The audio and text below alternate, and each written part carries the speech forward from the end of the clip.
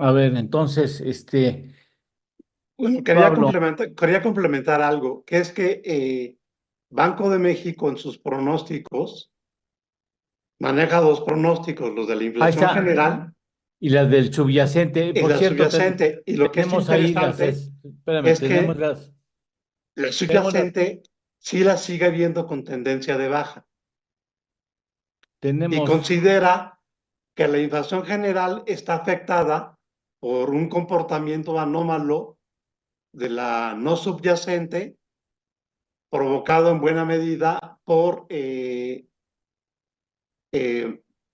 temas, digamos, que tienen que ver con la sequía, con el precio de frutas y verduras, ahí y está, gracias, considera que este gracias. es un tema que tiene un componente, eh, digamos, no propio del mercado, por decirlo de una manera, y que podrían en algún momento modificarse una vez que estas condiciones cambien, ¿no? Ahí está en la pantalla, está, gracias Ernesto, los pronósticos de inflación general y subyacente del Banco Central. Cuando dice actual, es cómo quedó después de la junta de ayer y cuál era el punto anterior del que parten. Y me gustaría escuchar el punto de vista de Ernesto con respecto a la decisión del Banco de México. ¿Cómo estás, Ernesto? Muy buenos días a todos. Eh, bueno, pues a mí me parece que la decisión va a ser una decisión histórica por lo excesivamente contradictoria que Sí, implica revisar al alza lo que está comentando Pablo. En realidad se revisaron al alza los sí, pronósticos de inflación, tanto de la inflación. subyacente como de la no subyacente. Eh, yo simplemente el pronóstico para fin de año se va al 4,40 desde el 4 que tenían, la inflación general. Pero también ese mismo día tuvimos los datos de inflación de julio, donde se ve la alta parte de alimentos en 23% de incremento, ¿no?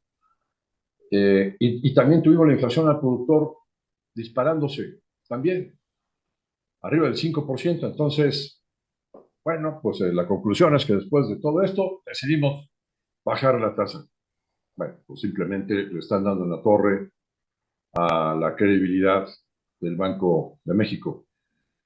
Sí reconozco que la tasa está exageradamente alta, se pasó la mano cuando la Sí, subieron hasta el 11,25, pero la verdad es sí. que solo han hecho el ridículo desde que en marzo hicieron su primera reducción al 11 y ahora hacen más ridículo bajando otro cuartito de punto para llevarlo al 10,75 con estos datos de inflación todos al alza. No habrán considerado que estaba una tasa tan alta, estaba ya lesionando la actividad económica, Ernesto. Bueno, yo lo que veo es, hay 5 miembros de la Junta de Gobierno, 3 de ellos no cumplen los requisitos, empezando por la presidenta. Y pues no tienen, me parece, la suficiente robustez, experiencia eh, analítica y experiencia monetaria particularmente, y entonces están tomando, me parece, decisiones sin, sin el suficiente sustento al final de cuentas. Está muy claro que Eh, los que tienen más currículum académico y experiencia son los que dicen no hay que subir la tasa. Digo, Pablo, no hay que bajar la tasa. ¿cómo ves Son esta parte? Jonathan Hitt e Irene. Sí. ¿Tú cómo ves, Pablo? Lo que acaba de comentar Ernesto es una posición fuerte, ¿eh? Mira, yo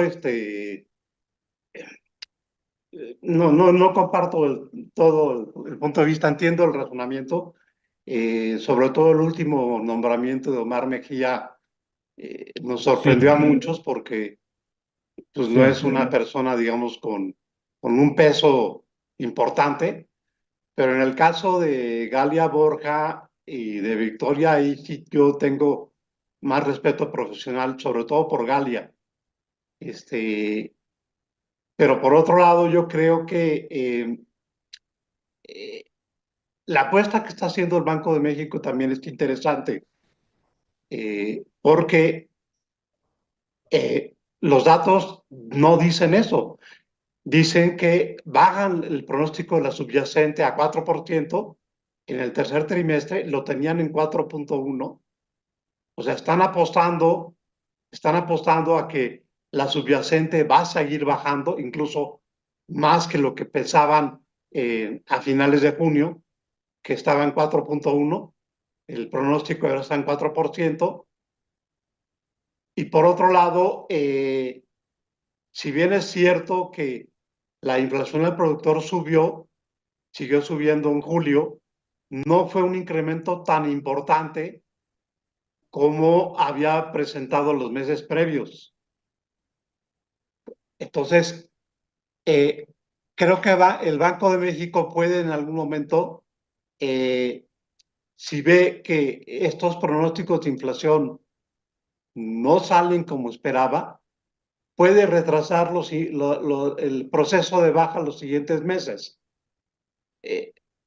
Por otro lado, yo sí creo, porque bueno, tengo una escuela diferente a la de Ernesto, yo sí creo que la función de un banco central debe ser no solamente la inflación, sino también buscar la estabilidad de la macroeconómica y el tema sobre todo de empleo. Si tú mantienes tasas de interés mucho tiempo altas, obviamente vas a lograr la apreciación del tipo de cambio. Que seamos sinceros, ese fue un objetivo político que buscaba este gobierno para pues, justificar una propuesta política electoral. Y muchos estábamos en contra de que se mantuviera una tasa de interés tan elevada porque es una forma artificial de estar apoyando a el tipo de cambio de manera indirecta. Pero lo que sí me preocupa, y sí comparto ese punto de vista con Ernesto, es que el Banco de México tiene que estar más allá de consideraciones políticas. Hoy, por ejemplo, el señor Trump hace la propuesta de quitarle la autonomía a la Reserva Federal. Y eso sí nos mete en una situación muy peligrosa de pensar que los bancos centrales tienen que estar en función de los intereses políticos de los gobiernos, ¿no? Entonces, en ese sentido, creo que sí hay que dar una señal importante de fortaleza de la autonomía de los bancos, porque eso puede ser muy peligroso a la larga, ¿no? Ernesto. Interesante lo que comenta Pablo, que dice, bueno, pues al final, si no salió bien la adición, pues puede corregir retrasando las bajas adicionales. Bueno, sí, lo que tenemos enfrente es que en septiembre la Reserva Federal va a bajar medio punto las tasas, que es prácticamente un hecho. Y muy probablemente en noviembre otra vez. Bueno, pues entonces Banco de México pudiera, si, por ejemplo, si la cuestión política interna, las reformas al Poder Judicial avanzan y generan mucho ruido en el tipo de cambio, pues Banco de México pudiera en septiembre bajar otro cuartito de punto y ya quedamos igual en el spread, ¿no? Si es que la Reserva Federal baja medio punto. Me parece que así va a ser la corrección de este error. ¿Sientes a la economía sólida? O sea, por qué el peso se está apreciando, Ernesto? Ya escuchamos el punto de vista de Pablo, me gustaría escuchar. Ayer hubo un día de, vamos a decir, de euforia en los mercados financieros después de la hecatombe que se dio entre viernes y lunes, y eso al final de cuentas, pues, digamos, revaloró todos los activos y parte de eso es la apreciación del peso mexicano. La pregunta sería, ¿no se hubiera apreciado aún más si la decisión del Banco de México hubiera sido dejar las tasas quietas?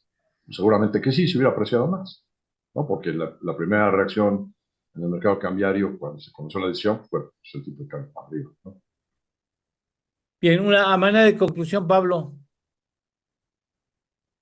Mira, yo insisto, Banco de México está en un balance muy complicado entre preocuparse por la actividad económica y el crecimiento y por la inflación.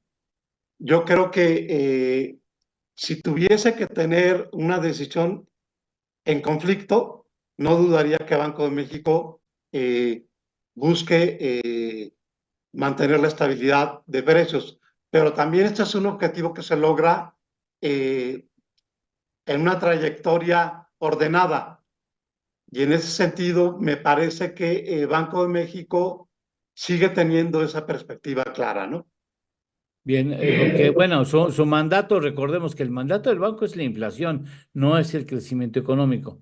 O sea, Efectivamente, pero no sí, puede tampoco desentenderse del crecimiento claro, por económico. supuesto. Y lo dice lo dice finalmente en su comunicado. Ernesto, manera de conclusión.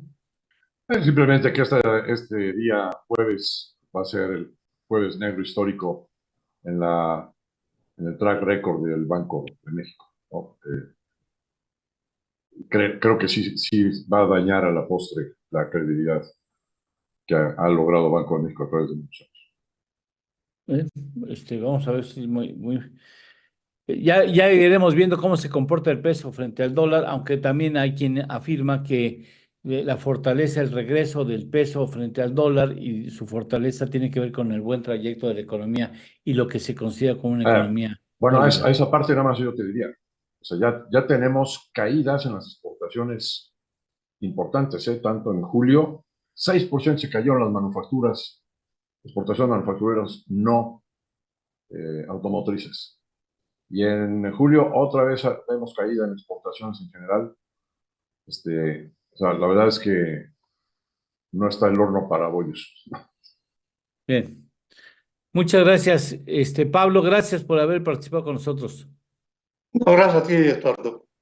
Muchas gracias, Ernesto, como siempre, muchas gracias Gracias a a ustedes ambos. también un saludo a Pablo. Gracias, Muchas Eduardo. gracias. Hasta luego, Gracias. Ernesto.